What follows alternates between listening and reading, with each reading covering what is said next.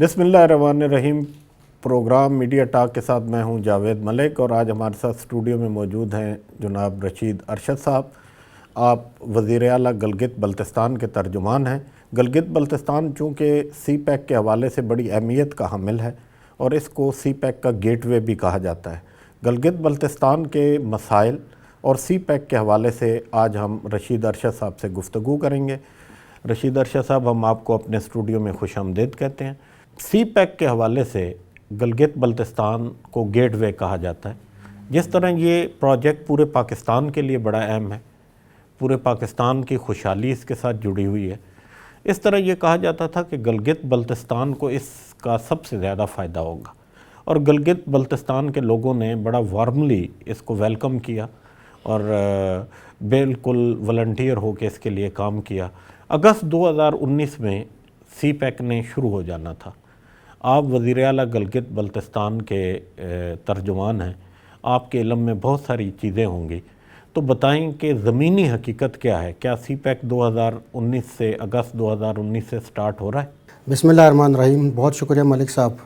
اس میں کوئی دو رائے نہیں کہ سی پیک نہ صرف پورے ملک کی خوشحالی کا دروازہ ہے، بلکہ گلگت بلتستان اس کا گیٹ وے ہے، اور اس خوشحالی کا آغاز گلگت بلتستان سے ہونا ہے۔ لیکن بدقسمتی سے گزشتہ اتوار میں جو 126 دن کی کہانی چلی، اور ڈرنے والی کہانی سے سی پیک کے خلاف جو کہانی چلی، اس کہانی نے اپنا رنگ دکھانا شروع کر دیا ہے۔ اور آج سے ایک سال قبل تک ہمارے ریاستی جو بیانیہ تھا ریاست کا، وہ یہ تھا کہ سی پیک پاکستان کے لیے لائف لائن ہے۔ لیکن اب میں سوچ رہا ہوں کہ جس کو لائف لائن کہا جاتا ہے، اب وہ لائف لائن کی کہانی کہیں پہ بھی موجود نہیں ہے۔ تو بدقسمتی سے تحریک انصاف کے برسر اقتدار آنے کے بعد جہاں سی پیک کے حوالے سے پورے ملک میں منصوبے کھٹائی میں پڑ گئے ہیں، اسی طریقے سے گلگت بلتستان کے لیے بھی جو منصوبے دیے گئے تھے ان کا بھی اس وقت تک کوئی ذکر نہیں۔ اور حالیہ جو PHDP منصوبے تھے پورے پاکستان سے، میرے خیال میں کوئی اندازاً کوئی 100 ارب روپے کے تحریک انصاف نے منصوبے کاٹے ہیں۔ اس میں گلگت بلتستان کے بھی بہت سارے منصوبے تھے سی پیک کے، اس پہ بھی کٹ لگایا۔ نہ صرف سی پیک کے منصوبے بلکہ اور جو گلگت بلتستان کے اہم منصوبے تھے اس میں بھی اس نے کٹ لگایا۔ تو اس کا نتیجہ یہ نکلتا ہے کہ موجودہ حکومت سی پیک کے حوالے سے کسی بھی طریقے سے سنجیدہ نہیں ہے، اور یہ کہ ہمارے لیے انتہائی تشویشناک بات ہے۔ اور بالخصوص گلگت بلتستان کے حوالے سے گلگت بلتستان کے لوگ اس سی پیک کو اپنے لیے خوشحالی کا ایک دروازہ سمجھ رہے تھے، اب وہاں پہ اس سے حوالے سے بہت زیادہ ناامیدی پیدا ہو چکی ہے۔ یہ آپ بڑی تشویشناک بات کر رہے ہیں، اور آپ یہ اس کو دھرنے سے جوڑ رہے ہیں۔ دھرنا تو بیسیکلی دھاندلی کے خلاف تھا، جو آپ کی اس وقت مسلم لیگ نون کی حکومت نے جو دھاندلی کرائی تھی اس کے خلاف تھا، اور پھر عمران خان صاحب اب برسر اقتدار آ گئے ہیں۔ تو دھرنے کا اور سی پیک کا یہ آپ کنیکشن میری سمجھ میں نہیں آیا۔ بہت گہرا تعلق ہے ملک صاحب۔ ہاتھی کے کھانے کے دانت اور ہوتے ہیں، دکھانے کے دانت اور ہوتے ہیں۔ آپ کے علم میں ہے کہ اس وقت دنیا 2 بلاکوں پہ مشتمل ہے، 2 بلاک بن چکے ہیں۔ ایک بلاک وہ ہے جو سی پیک کے حق میں ہے، اس میں آپ کا چائنا ہے اور آپ کا رشیا ہے، ترکی ہے، اس طرح کے ممالک کے۔ اور سی پیک کے خلاف آپ کا انڈیا ہے، امریکہ ہے، اسرائیل ہے۔ جو پاکستان دشمن قوتیں ہیں وہ سی پیک کے خلاف ہیں۔ تو یہ اس وقت بھی ان طاقتوں کا ٹکراؤ ہو رہا تھا، اس کے لیے میدان ہم بن رہے تھے، اور اسی کہانی کے تسلسل کے ساتھ دھرنے کو سجایا گیا۔ اور آپ کو یاد ہوگا کہ چین کا صدر جب یہاں پہ آ رہا تھا تو یہ دھرنا لگا کے بیٹھے ہوئے تھے، جو آج کہہ رہے ہیں کہ ملک میں احتجاج کرنے سے، روڈیں بند کرنے سے ملک کے سرمایہ کاری سے محروم ہوگا۔ ان کو اس وقت یہ تمام چیزیں یاد نہیں آ رہی تھی۔ آج ان کو قوم سے معافی مانگنی چاہیے کہ انہوں نے اس وقت جو کیا۔ یہ تو ہماری بڑی تاریخ، ایک سیاسی تاریخ ہے کہ تمام سیاسی جماعتیں جب اپوزیشن میں ہوتی ہیں تو وہ جو باتیں کرتی ہیں، وہ جب حکومت میں آتے ہیں تو یوں لگتا ہے کہ ایسے ایک فلم ری پلے ہو رہی ہے کہ اس وقت جو حکومت میں تھے وہی باتیں وہ کر رہے ہیں، اور جو اپوزیشن میں تھے وہ جو جواب حکومت دے رہی تھی وہی جواب دے رہے ہیں۔ نہیں ملک صاحب، ایسی بات نہیں ہے۔ میں بھی تاریخ کا طالب علم ہوں، پاکستان کی بالخصوص سیاسی تاریخ تھوڑا بہت ہم نے پڑھا ہے۔ میرے خیال میں پاکستان کی سیاسی تاریخ میں اس طرح کی فلم کبھی نہیں چلی ہے۔ تھوڑے بہت دعوے کرتے ہیں، لیکن تحریک انصاف نے جو دعوے کیے، بالخصوص خان صاحب نے جو انہوں نے کہا تھا اس کا الٹ کر رہے ہیں اور اس کو یو ٹرن کا نام دے رہے ہیں. میں اس کو یو ٹرن نہیں کہتا ہوں، منافقت کہتا ہوں. بحیثیت مسلم یہ منافقت ہے، وعدہ خلافی ہے، اور یہیں سے ان کی صداقت اور امانت کا وہ جو پیمانہ ہے وہ ٹوٹ جاتا ہے. نہ یہ صادق ہے، نہ یہ امین ہے. یہ صرف کہ استعماری طاقتوں کے لیے کہ مقاصد پورے کرنے کے لیے بالخصوص سی پیک کو لپیٹ کے پاکستان کو کسی اور ڈگر پہ ڈالنے کے لیے یہ لوگ آئے ہوئے ہیں. رشید ارشد صاحب، چونکہ عمران خان صاحب پہلی دفعہ حکومت میں آئے ہیں، اب ان کو تھوڑا مارجن دیتے ہیں. یہی گفتگو ہم آپ سے کوئی 6-8 مہینے بعد کریں گے، چونکہ ان کو بہت ساری چیزوں کا اندازہ نہیں تھا. نہیں، اب مارجن میں آپ کو چھوٹی سی یہاں پہ بات کرتا ہوں. وہ خاص کر ہماری زبان میں ایک مثال ہے، اس کا اردو میں ترجمہ یہ بنتا ہے کہ یہ بچہ بڑا ہو کے کیسا بنے گا. بچے کے جو ہے نا اندازہ سارا پنگوڑے میں ہو جاتا ہے. تو ابھی 1 سال گزر گیا. 1 سال کوئی کم عرصہ نہیں ہوتا حکومت کے لیے اپنا رائے تعین کرنے کے لیے. لیکن آپ مسائل بھی بہت چھوڑ کے گئے ہیں. مسائل آپ کیا بات کر رہے ہیں ملک صاحب کی؟ کون سے قرضوں میں ڈوبا ہوا ایک ملک تھا. اچھا، آپ اکانومی کا ایک بالکل بگڑی ہوئی ان کے صورتحال. مطابق روزانہ اربوں کی کرپشن ہو رہی تھی. وہ کرپشن تو ابھی بند ہو چکی ہے، اور پوری دنیا سے جا کے بھیک مانگ کے جتنے انہوں نے اربوں ڈالر لائے تھے وہ ڈالر کہاں ہیں اس وقت؟ وہ ان سے پوچھیں نا، کیا وہ سینٹ کے الیکشن میں کہیں خرچ تو نہیں ہوا ہے؟ اس پہ ہم بات کریں گے آپ کے ساتھ. کچھ عرصہ میرا خیال ہے ہنی مون پیریڈ 1.5 سال کا دے دیں تحریک انصاف کو. میرے خیال میں آپ لوگ جو ہے خاص کر میڈیا پورے 5 سال ان کو ہنی مون منانے دے گا. جبکہ دوسری پارٹیوں کی وہ باری آتی ہے تو ان کو آپ جو ہے نا 10 دن بھی کام کرنے نہیں دیتے ہیں اور لگ جاتے ہیں. نہیں، چونکہ وہ تجربے کار لوگ ہوتے ہیں، یہ پہلی دفعہ آئے ہیں، ان کو تھوڑا سا مارجن دے دیں. مجھے یہ کہنے دیجئے کہ نعوذ باللہ ہمارا ملک جو ہے نا اتنا پیارا ملک، اتنی قربانیوں کے بعد جو ملک ہم نے حاصل کیا، یہ کوئی تجربہ گاہ ہے؟ یہ کوئی ورکشاپ ہے جہاں پہ سکھایا جاتا ہے؟ اب کیا قوم کے ساتھ کیا مذاق کرنے جا رہے ہیں؟ میں آپ سے اگلا سوال گلگت بلتستان کا، چونکہ یہ ایک لمبی بحث ہو جائے گی. گلگت بلتستان میں آپ لوگوں نے 4 اضلاع نئے آپ نے اناؤنس کر دیے صوبائی حکومت نے، اور وہ رول آف بزنس جو ہے 2018 کا، اس کے مطابق اس پہ آپ کا ایک پھڈا پڑا ہوا ہے وزارت امور کشمیر کے ساتھ، اور گنڈا پور صاحب نے گنڈا اٹھایا ہوا ہے اور وہ کہتے ہیں کہ آپ نے غلط کر دیا. نہیں، اس میں پھٹا کوئی بھی نہیں ہے. صرف یہ ہے کہ جو سیاسی نابالغ ہیں اور جو سیاسی چھچورے ہیں، جن کو سیاست کی الف بے کا نہیں پتہ ہے، اور جن کو پاکستان کے آئین کا نہیں پتہ، جس کو گلگت بلتستان آرڈر 2018 کی 2 لکیریں بھی جنہوں نے نہیں پڑھا ہے، وہ صرف عوام کو بیوقوف بنانے کے لیے بڑکے مار رہے ہیں. اور ان بڑکوں میں بعض اوقات ہمارے بدقسمتی سے علی امین گنڈاپور صاحب بھی آ جاتے ہیں. ان کے پاس ہمارے پی ٹی آئی کے جو پلانٹڈ کچھ لوگ جاتے ہیں، جا کے ایک سوال کر دیتے ہیں، تو وہ بھی سادے آدمی ہیں، وہ بھی اپنا جواب دے دیتے ہیں. جبکہ اس کی حقیقت یہ ہے کہ آرڈر 2018 کے تحت گلگت بلتستان کی اسمبلی کو بھی وہ اختیارات حاصل ہیں جو آپ کی پنجاب اسمبلی کو ہیں، جو آپ کی سندھ اسمبلی کی، پاکستان کی چاروں اسمبلی کے ہیں. اور اسی اختیار کے تحت گلگت بلتستان کے وزیر اعلیٰ اور کابینہ کے پاس مکمل اختیار ہے کہ وہ نئے اضلاع اور نئی یونٹ تشکیل دے سکتی ہے. اسی کے تحت وزیر اعلیٰ نے اس کا اعلان بھی کیا، کابینہ نے اس کی منظوری بھی دے دی، نوٹیفیکیشن بھی ہو گیا، بجٹ میں اس کی رقم بھی رکھی گئی ہے. اور یہ جو بڑکے مار رہے ہیں، یہ صرف اپنے سیاسی مفاد کے لیے مار رہے ہیں. قوم کو یہ، خاص کر گلگت بلتستان کے عوام کو اس بات کا ادراک ہونا چاہیے کہ سیاست اس پہ کی جاتی ہے، قومی مفاد پہ سیاست کی جاتی ہے.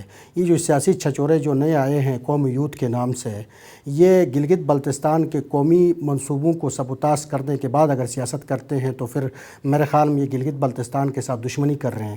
ہاں، البتہ یہ بات ضرور ہے کہ وہاں کے جو تحریک انصاف کے جو مقامی کچھ غیر سنجیدہ رہنما ہیں، ان کی کوشش یہ ہے کہ کسی بھی طریقے سے یہ 4 اضلاع رک جائیں. لیکن میں آپ کو یقین دلاتا ہوں کہ انشاءاللہ حافظ الرحمن کہ ماضی کے حوالے سے، حال کے حوالے سے پوری گلگت بلتستان کی قوم جانتی ہے کہ یہ ایک وعدہ پورا کرنے والا اور کمیٹڈ ایک سیاستدان ہے. انشاءاللہ ہم اپنے دور حکومت میں ہی وہاں پہ عملہ بھی تعینات کرائیں گے اور اضلاع جو ہے نا انشاءاللہ عنقریب شروع بھی ہو جائیں گے. لیکن یہ جو 4 اضلاع کی کہانی ہے، ایک وقت ایسا تھا کہ وفاق میں آپ کی حکومت تھی، صوبے میں آپ کی حکومت تھی، آپ نے جو کرنا تھا وہ ہو جانا تھا. یہ کٹا آپ نے بعد میں آ کے کیوں کھولا؟ آپ نے تحریک انصاف کے لیے ایک پرابلم، ایک مشکل بنانی تھی، اور میں آپ کو اس کا پس منظر بتاتا ہوں. ہوا اس طرح کی اس وقت ہمارا جو نیا آرڈر ہے آرڈر 2018 وہ فائنل سٹیج میں تھا، تو یہاں پہ نواز شریف صاحب کو آپ کے سپریم کورٹ نے گھر بھیج دیا۔ اس کے بعد شاہد خاقان عباسی صاحب آئے، تو اس کے بعد نئے سرے سے اس آرڈر پہ کام شروع ہوا۔ سرتاج عزیز کمیٹی بنی تھی، وہ ٹوٹ گئی، دوبارہ اس کو فنکشنل کیا گیا۔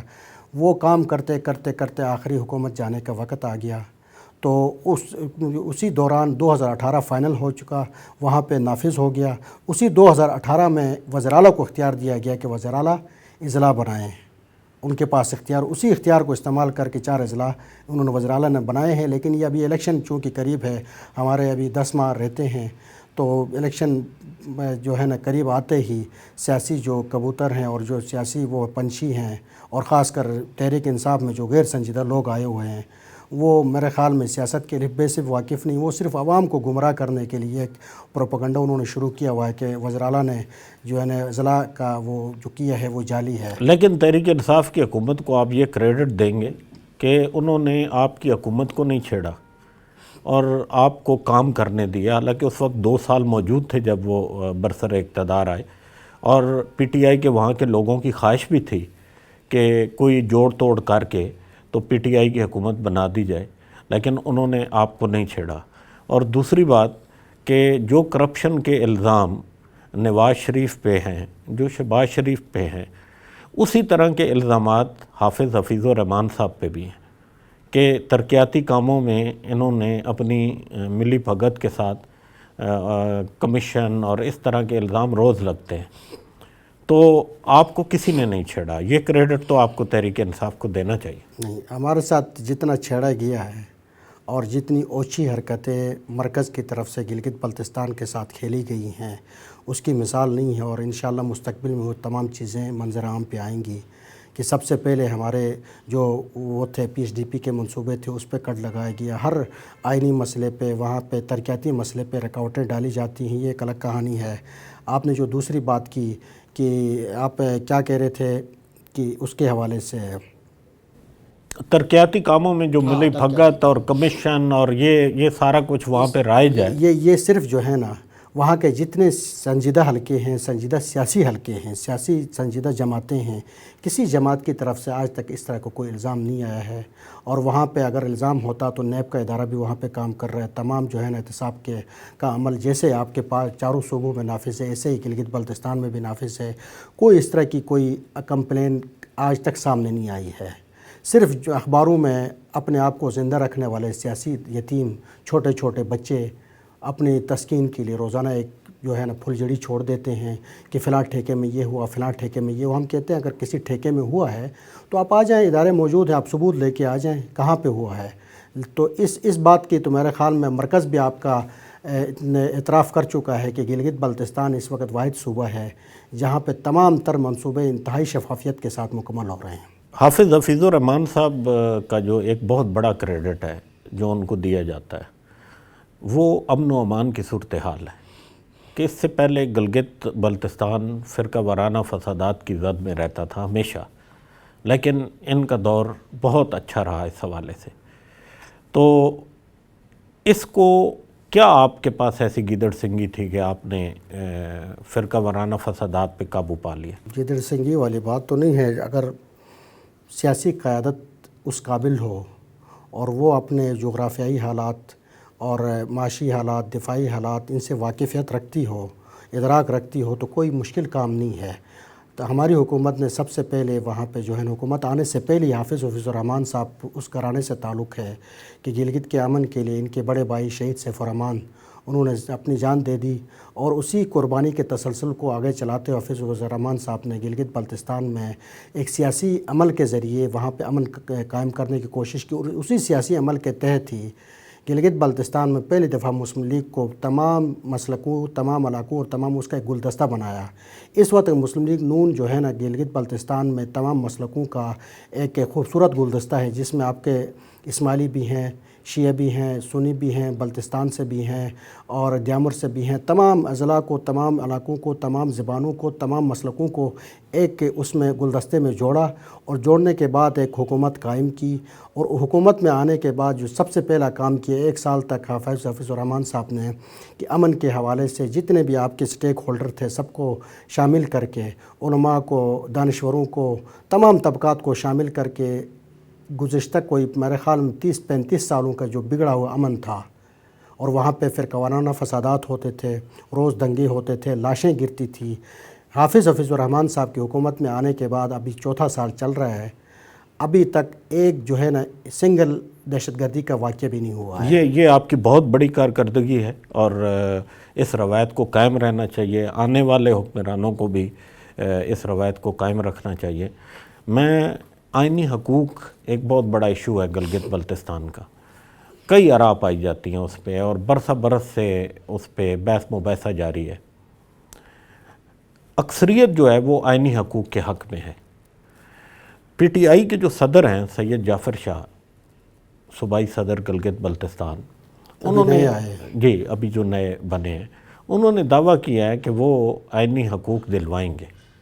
تو اگر آپ لوگ بھی یہی بات کرتے ہیں کہ آپ آئینی حقوق دلوائیں گے، آپ تو اپنی حکومت میں یہ نہیں کر پائے، اگر وہ کہہ رہے ہیں کہ وہ دلوائیں گے تو آپ کو ان کے ساتھ کھڑا ہونا چاہیے۔ سید جعفر شاہ صاحب جو ہے پرانے سیاسی ورکر ہیں، پہلے وہ پیپلز پارٹی میں تھے اور گزشتہ طویل عرصے تک گلگت بلتستان میں جس پارٹی نے کسی نہ کسی شکل میں حکومت کی ہے وہ پیپلز پارٹی ہے، اور پیپلز پارٹی کے مرکز میں 2 سے 3 دفعہ حکومت قائم ہوئی۔ وہ اس وقت پیپلز پارٹی کے وہاں پہ صدر تھے۔ اگر یہ اتنے ہی مخلص ہوتے تو اس وقت اس کے لیے علاقے کے لیے کچھ کرتے، نہیں کر سکے۔ اب رہی بات آئینی حقوق، آئینی حقوق کس طرح کے آئینی حقوق؟ میں یہی سوال شاہ صاحب سے کرنا چاہ رہا ہوں کہ وہ نہ صرف ایک سیاسی رہنما ہیں بلکہ وہ ایک قانون دان بھی ہیں، جسٹس ریٹائر ہیں، وہ قانون سے بھی واقف ہیں، سیاست سے بھی واقف ہیں، پاکستان کی جو ریاستی مجبوریاں اس سے بھی واقف ہیں، اقوام متحدہ کی قراردادوں سے واقف ہیں، مسئلہ کشمیر سے بھی واقف ہیں۔ ان تمام چیزوں کو کور کرتے ہوئے وہ کس طرح کے آئینی حقوق دلانا چاہتے ہیں؟ رہی بات جہاں تک مسلم لیگ کی بات ہے، مسلم لیگ نون نے کبھی یہ نہیں کہا ہے کہ گلگت بلتستان کو 5واں آئینی صوبہ بنائیں گے، کیونکہ میں یہ سمجھتا ہوں، یہ میری ذاتی رائے ہے کہ یہ جو نعرہ وہاں پہ بلند کیا جاتا ہے وہ صرف اپنے سیاسی مفادات کے لیے بلند کیا جاتا ہے اور اس کا حقیقت سے کوئی تعلق نہیں ہے۔ اگر پاکستان کا آئینی صوبہ بنانا ہوتا تو پاکستان کی ریاست کی بہت پہلے سے خواہش ہے اور وہ یہی چاہتا تھا کہ گلگت بلتستان بھی اور مقبوضہ کشمیر بھی پاکستان کا حصہ بنے، لیکن بین الاقوامی قوانین، اقوام متحدہ کی قراردادیں اس کے سامنے رکاوٹ ہیں۔ جب تک کہ مسئلہ کشمیر حل نہیں ہوتا ہے گلگت بلتستان کا مستقبل بھی اسی طریقے سے گول چکر میں چلتا رہے گا۔ یہ میری ذاتی رائے ہے، میں ایک پارٹی رائے نہیں دے رہا ہوں۔ اب اس میں جو آئینی حقوق ہیں، اس حقوق کی ایک شکل سب سے پہلے ترتیب دی حافظ الرحمان صاحب نے۔ حافظ الرحمان صاحب کی اس بنیاد پہ وہاں پہ بہت زیادہ سیاسی مخالفت بھی ہو گئی کہ یہ آئینی صوبے کے خلاف ہیں، اس کے خلاف ہیں، اس کے خلاف ہیں۔ یہ سوکھا پروپیگنڈا تھا، کسی کے خلاف نہیں ہے۔ حافظ الرحمان اسی علاقے کے ایک فرزند ہیں، وہ بھی چاہتے ہیں، ہم بھی چاہتے ہیں، وہاں کا بچہ چاہتا ہے کہ ہمارا مستقبل پاکستان کے ساتھ جڑے۔ گلگت بلتستان میں جو پاکستانیت کا جو عنصر ہے وہ پنجاب سے زیادہ ہے، سندھ سے زیادہ ہے، بلوچستان سے زیادہ ہے۔ ہم آپ لوگوں سے بہت زیادہ بڑھ چڑھ کر پاکستانی ہیں۔ آپ لوگ آئین پاکستان میں شامل ہو کے پاکستانی ہیں، ہم آئین پاکستان سے باہر ہونے کے بعد بھی ہم جو قربانیاں دے رہے ہیں اس کا آپ تصور بھی نہیں کر سکتے ہیں۔ میں اس کو چھوٹی سے آپ کو وضاحت کروں۔ ہم اس معاملے میں جو گلگت بلتستان کے رہنے والے لوگ ہیں، ہم ان کے مشکور بھی ہیں اور لوگ ان کو بڑی پیار بھری نگاہ سے دیکھتے ہیں۔ گلگت بلتستان اور کشمیر پاکستان کا حصہ ہے، صرف یہ جو انٹرنیشنل سیاست ہے اور انٹرنیشنل جو قوانین ہیں اس سے ہٹ کے آپ ہمارا حصہ ہیں، ہمیشہ سے حصہ ہیں اور ہمیشہ رہیں گے۔ میں دیامر پاشا ڈیم، اس ڈیم سے پہلے میں اس پر آپ کا جو سوال تھا اس کو میں پورا کروں، آئینی حقوق کی تھوڑی سی میں وضاحت کروں۔ اب جب یہ مطلب روز روشن کی طرح آیا ہے کہ جب تک مسئلہ کشمیر کا ایک سرا نہیں نکلتا ہے، اس سے پہلے گلگت بلتستان کو آئین پاکستان میں شامل کرنا ریاست پاکستان کی مجبوری ہے وہ نہیں کر سکتی ہے. اگر کرتی ہے تو پھر مسئلہ کشمیر میں متاثر ہوتا ہے. تو اس سے پہلے ہمیں کیا ایسی صورت ہوگی کہ جس کے تحت ہمیں حقوق حاصل ہوں؟ اس کے لیے سب سے بہترین عمل یہ ہے کہ جس طرح 1974 کا ایک ایکٹ آزاد کشمیر میں نافذ ہوا اور ان کا آئین دیا گیا، اسی طریقے سے یہ جو آرڈر 2018 ہے، اس میں جو بھی اصلاحات کی جا سکتی ہیں، کچھ چیزیں ترمیم کریں، کچھ بڑھا کے تمام تر جو سٹیک ہولڈر ہیں ان سے مشاورت کے بعد اسی کو آپ کی گلگت بلتستان اسمبلی اون کرے اور 1974 کے جو آزاد کشمیر کا ایکٹ ہے اسی طریقے سے ایک ایکٹ بنا کے وہاں پہ لوگوں کو بااختیار بنایا جا سکتا ہے. باقی مستقبل قریب میں 5واں آئینی صوبہ جو آئینی صوبے کی بات ہے وہ میرے خیال میں کسی بھی طریقے سے اس موجودہ تناظر میں ممکن نہیں ہے. اگر اس طرح کا کوئی نعرہ وہاں پہ لگاتا ہے تو وہ صرف عوام کو گمراہ کرتے ہیں، باقی کچھ نہیں ہے.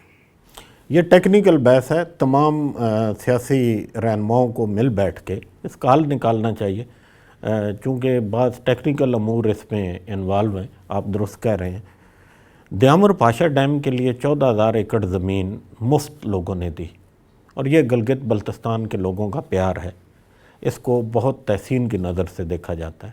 لیکن کچھ گلے شکوے بھی ہیں کہ ان کے ساتھ کچھ وعدے مرکز نے کیے تھے وہ پورے نہیں کیے. ہم اس کے لیے مرکز سے گزارش کریں گے کہ گلگت بلتستان کے متاثرین کے ساتھ جو بھی وعدے کیے گئے ہیں وہ ضرور پورے کیے جائیں. رشید ارشد صاحب، آپ کا بہت شکریہ. ہمارے پاس وقت کی بہت قلت تھی. ہم چاہ رہے تھے کہ آپ کے ساتھ ہم مزید بھی ایک نشست کریں اور ان تمام معاملات کو ہم زیر بحث لائیں. گلگت بلتستان کے تمام امور پہ ہماری گفتگو کا یہ سلسلہ جاری رہے گا. آپ ہمیں دیکھتے رہیں، ہمیں سبسکرائب کریں اور آئیکن بیل کا بٹن ضرور دبائیں تاکہ ہمارا ہر نیا پروگرام اس کا نوٹیفیکیشن سب سے پہلے آپ کو پہنچے. بہت شکریہ.